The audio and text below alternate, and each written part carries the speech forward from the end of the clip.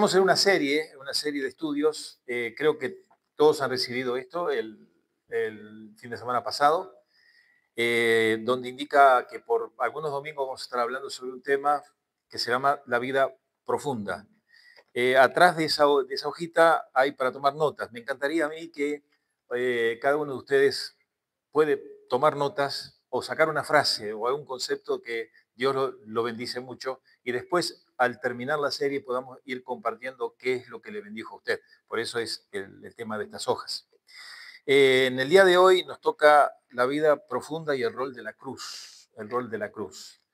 Eh, a ver, ¿cómo podemos abordar en 15 o 20 minutos este tema que es eterno? Imposible, imposible, pero vamos a estar entrando a algunos de los valores. El valor, digamos, el valor necesario para hablar de la vida profunda. ¿Por qué? Como decíamos el domingo pasado, usted puede vivir su vida cristiana sin profundizar mucho. Este, en esos excelentes libros que escribió Watchman Nee, que hablaba del hombre interior y del hombre exterior, mostraba que el hombre exterior nos puede dar una vida aparentemente cristiana y el hombre interior puede seguir tan duro como siempre y no cambiar nunca, no quebrarse nunca. Si bien ahí es complejo todo, es complejo la psicología nuestra, es complejo el carácter nuestro, la forma de ser nuestro, etcétera, etcétera, pero cuando alguien quiere algo más de la vida, no quiere quedarse en la playa, sino quiere meterse en el agua y bucear hondo. En la profundidad de nuestra vida, hay valores de la cruz que son quizás más decisivos que otros. Cuando uno llega al cristianismo y llega justamente a ese momento en que uno abre su vida, a que el Señor entre en el corazón, siempre decimos que pasan cosas que yo me doy cuenta y pasan cosas que yo no me doy cuenta. Si pasan cosas que me doy cuenta, que por ahí yo siento una paz enorme. Yo me acuerdo el día que hice la decisión de fe eh, y pasé al frente en aquella iglesia donde yo iba, yo sentí una paz increíble, una paz que no había sentido nunca y no se me fue nunca, una paz. Después me di cuenta que había cosas que habían cambiado en mí. ¿Por qué? Porque corrí a mi casa a buscar una Biblia y la encontré llena de polvo y la limpié y comencé a leerla y la leo hasta el día de hoy. ¿Qué pasó? Que se me antojó eso. Empecé a ir a la iglesia, etcétera, etcétera. Y luego, a través de los años, descubro que hay algunas cosas que pasaron en mi vida en ese momento que yo no me di cuenta. Por ejemplo, el Señor me justificó a mí. Yo me enteré 2 años después en un estudio bíblico que un pastor hizo sobre el libro de Romanos. Y me entero ahí de que estamos justificados, y yo la más pálida idea. Digo, ¿y cuándo fue la justificación? Y cuando uno llega al Señor. Uno puede ser cristiano nadando en la superficie. Uno puede ir a la iglesia por años. Yo he encontrado gente maravillosa, maravillosa, que nunca se animaron a ir muy a profundidad en la vida. Les encantaba venir a la iglesia, qué sé yo, por ahí cantaban en el coro, cantaban, pero su vida era, como se dice en inglés, shallow, ¿no es cierto? Era una vida light, una vida ahí sin meterse adentro. ¿Por qué? Porque meterse adentro es lidiar con lo que uno es. Y la dificultad más grande es que yo lidie con lo que yo soy. Es decir, que el Señor haga transformaciones en mi vida decisivas, decisivas sin que me cambien. También depende de la edad que yo llego al Señor. Si yo llego a los 20 años es una cosa, llego a los 40 es otra, llego a los 60 es otra, es verdad. A los 60, a los 70, qué sé yo, yo tengo una vida hecha y tengo hábitos tomados, disciplinas o faltas de disciplinas tomados, convicciones que por ahí están equivocadas o no. Inclusive pueden ser decisiones de principios buenos, pero que no son lo que Dios quiere, son otros. Ahora, ¿quién es alguien que me puede decir a mí que está en mí equivocado o no? Únicamente Dios lo puede hacer. Es el Espíritu Santo que llega a nuestras vidas y comienza a escarbar en mí y me dice, mira, esto no, esto sí, ¿no es cierto? Ahora, ¿qué rol tiene la cruz en todo esto? El cristianismo evidentemente es cruz ahí donde Cristo Jesús fue crucificado, entregó su vida, y tiene que ver no con la religión. Es decir, acá nadie, la cruz no es evangélica, la cruz no es católica, la cruz no es de ningún grupo cristiano. La cruz perteneció a los seres humanos que allí pusieron a Cristo Jesús. ¿Y por qué muere Cristo Jesús? Y ahí empezamos a indagar el efecto que aquella cruz puede llegar a tener 21 siglos después en nuestra vida. Hay algunos textos que vamos a ver y vamos a empezar con algunos de ellos. En Primera de Pedro, capítulo 2, Primera de Pedro, capítulo 2, ustedes van a encontrar allí eh, unas frases muy interesantes. Primera de Pedro, capítulo 2, versículo 21 hacia el 24. Eh, dice allí, eh, 21 al 24, pues para esto fuiste llamados, porque también Cristo padeció por nosotros, dejándonos ejemplo para que sigáis sus pisadas, el cual no hizo pecado, ni se halló engaño en su boca. Es decir, la muerte de Cristo en la cruz fue, digamos, inocente. Que cuando lo maldecían no respondía con maldición, cuando padecía no amenazaba, sino encomendaba la causa al que juzga justamente. Y ahora viene esto, que dice, quien llevó él mismo nuestros pecados en su cuerpo sobre el madero.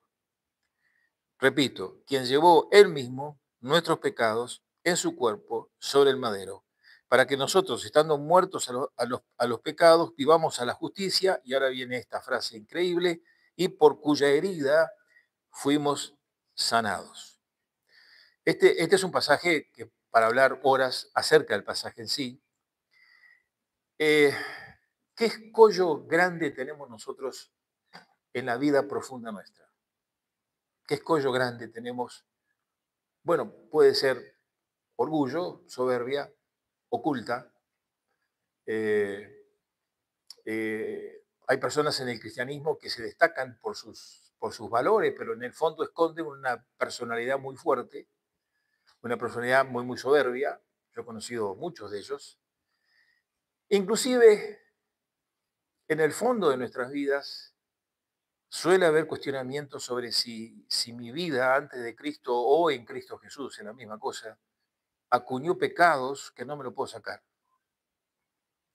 Es decir, a ver, yo sé la frase, el Señor murió por nuestros pecados, y vamos a verla eso, y es cierto, sí, el Señor murió por nuestros pecados. Pero, eh, pero yo sigo sintiendo la presencia de los pecados en mi vida. Eh, el pecado es una realidad multifórmica, es decir, porque hay pecados, cometemos pecados, pero otra cosa es estar en pecado, que es otra cosa diferente. Y ese estar en pecado, es decir, apartado de Dios en mi vida. Ahora, yo como cristiano puedo estar apartado de Dios, sí y no. No porque el Espíritu Santo está en mí, por eso soy lo que yo soy, pero sí porque yo puedo decirle que no al Señor. Y puedo acuñar en mí el sentimiento de algo dentro de mí que no lo he resuelto. Hace 20, 30 años atrás, cuando surgió todo el tema de la sanidad interior, y algunos de ustedes habrá leído y se habrá metido eso, explotó en el mundo cristiano eso, explotó. Es decir, hubo libros que se escribieron, increíble, miles de libros sobre sanidad interior. Los pastores se estudiaban para ser pseudopsicólogos, porque el pastor no es un psicólogo, es un pastor y con eso alcanza.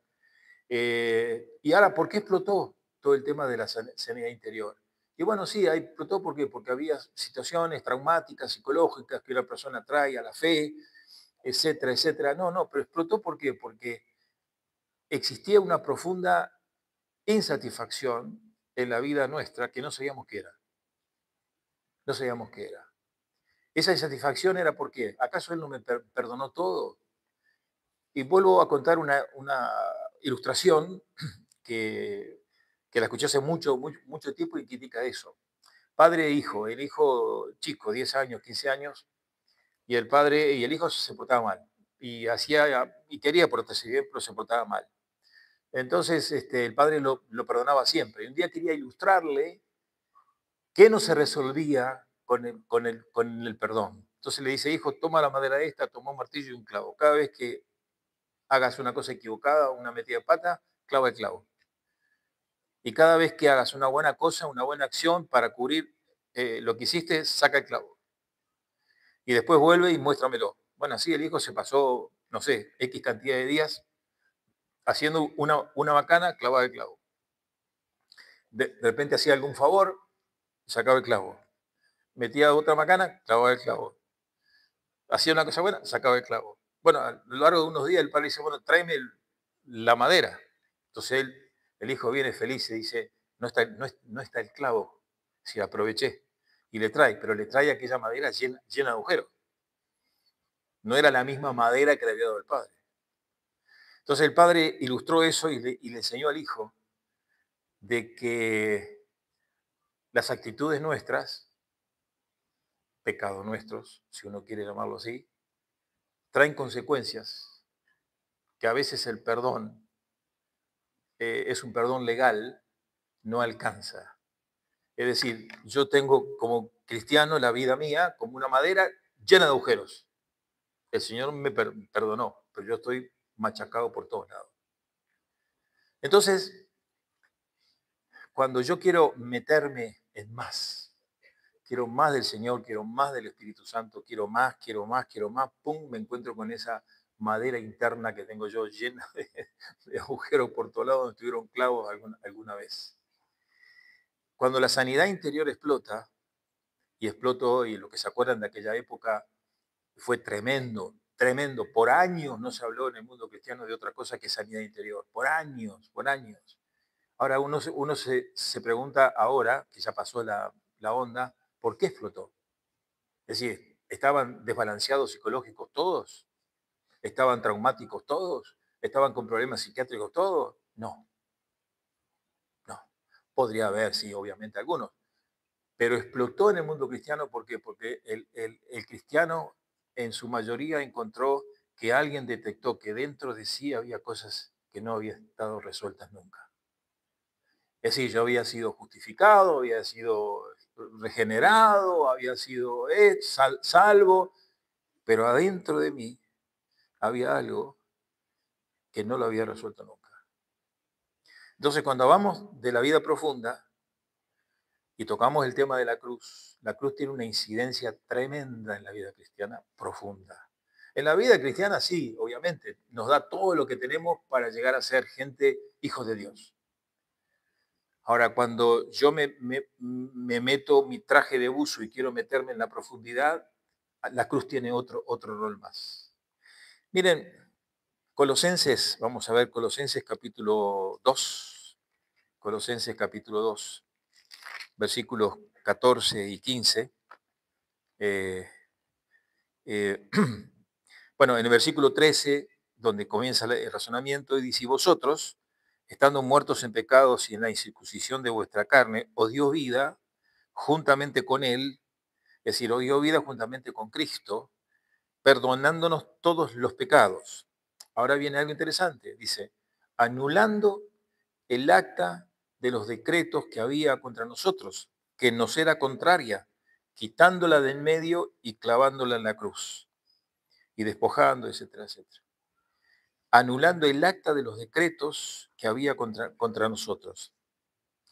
Espiritualmente hablando, mi vida no pasó gratis delante del Señor. Yo llego al Señor, cantidad 20 años, 30 años, 40, 50, y yo tengo una fila, una lista increíble de todo lo que yo hice, bien o mal, lejos de Dios. Y aún cosas que yo me había olvidado, están ahí. ¿Qué hace la cruz? La cruz lleva esa acta la lleva eh, y la clava en la cruz. Ahora, es metafórico, pero es interesante eso. Es decir, que no solamente el cuerpo de Cristo es clavado en aquella cruz, 21 siglos obviamente atrás, sino que con Cristo Jesús se clavó mi acta y su acta de pecados y de... El pecado puede ser cosas buenas o malas, no quiere decir malas nada más, delante de Dios. Fue clavado ahí. Entonces, eh, yo comienzo a ver que esa cruz es necesaria para que yo resuelva el problema mío interno. Porque en esa acta de decretos en contra mía estaba todo lo que yo era. Y fue clavado ahí para que yo pudiera tener una reconciliación con Dios y resolver yo el problema mío que tenía dentro. Eh, yo quiero pasarle algunos pasajes que ustedes tomen nota y después, si ustedes quieren, lo pueden ver. Romanos capítulo 5, versículos 6 al 8, pueden verlo después. Gálatas capítulo 5, 24. Bueno, ese texto sería interesante que lo podamos ver. Gálatas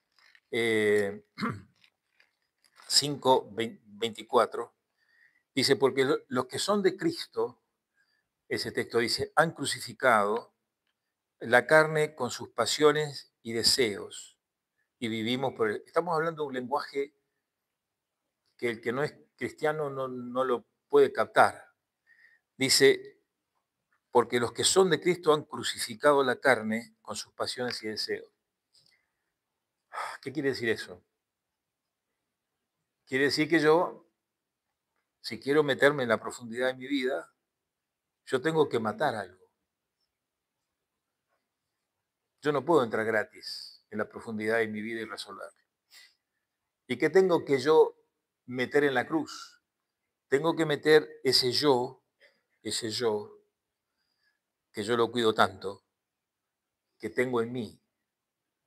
Y tengo que meterlo al lado de Cristo en la cruz, crucificarlo en la cruz y comenzar a edificar en mí una persona basada en ese acto que yo hice de dejar mi vida en la cruz y comenzar a caminar otra vez, basado en que yo visité la cruz.